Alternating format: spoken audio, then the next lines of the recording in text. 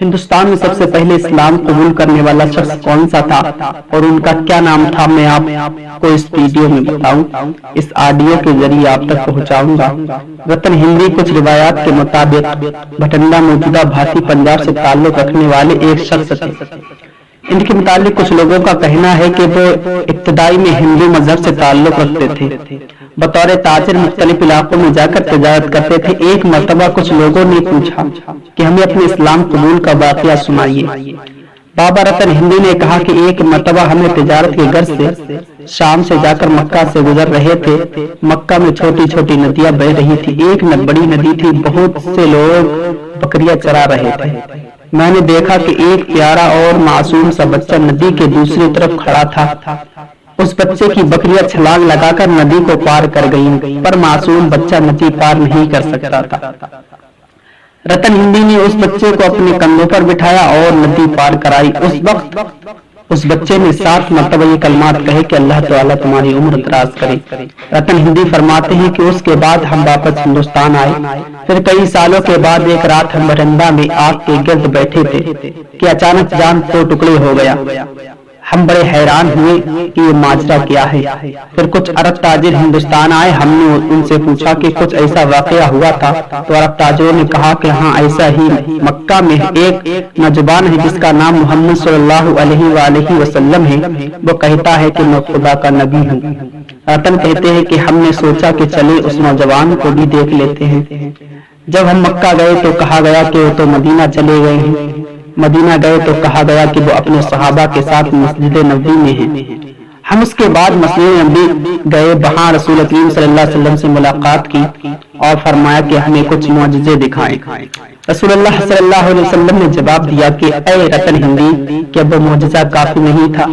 جب آپ نے مجھے اپنے کندھوں پر بٹھایا اور ندی پار کرائی اور پھر میں نے آپ کو عمر درازی کی دعا دی، یہ سن کر رتن ہندی رسول اللہ صلی اللہ علیہ وسلم کے پاؤں میں گر گئے اور مسلف اسلام ہو گئے اور اسلام کو قبول کر لیا۔ کہا جاتا ہے کہ رسول اللہ صلی اللہ علیہ وسلم نے بچپن میں رتن ہندی کو 7 مرتبہ یہ دعا دی تھی کہ تمہاری عمر دراز ہو۔ اس کا نتیجہ یہ نکلا تھا کہ آپ نے 700 سال تک زندگی پائی اور 700 سال تک آپ زندہ رہے۔ رسول اللہ صلی اللہ علیہ وسلم نے جس وقت یہ دعا دی تھی اس وقت رتن ہندی جوان تھے۔ تاریخ دانوں نے ہندوستان میں اسلام کی آمد حجاج بن یوسف کے عمر کمانڈر محمد بن قاسم کی جانب منسوب کی ہے۔ میں سمجھتا ہوں کہ ایک ایسی ذہنیت کا نتیجہ ہے جو اسلام کو تلوار کے زور پر پھیلتا پھولتا مانتی ہے، اور یہ بھی کہا گیا ہے کہ محمد بن قاسم نے ہندوستان پر حملہ کیا تھا جس کے نتیجے میں ہندوستان میں اسلام آیا۔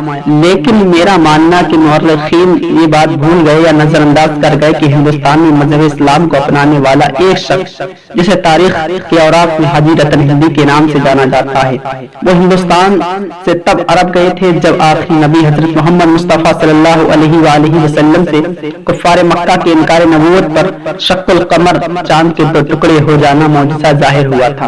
راجہ کورسین کے حکم پر حضرت حاجی رتن ہندی وہاں پہنچے تھے۔ وہاں اس واقعے کی تصدیق کے بعد مشرف باسلام ہوئے اور پھر ہندوستان کے لیے عازم سفر ہوئے اور اسلام کی تبلیغ و اشاعت کا کام پنجاب اور اس کے دیگر علاقوں میں بھی کیا۔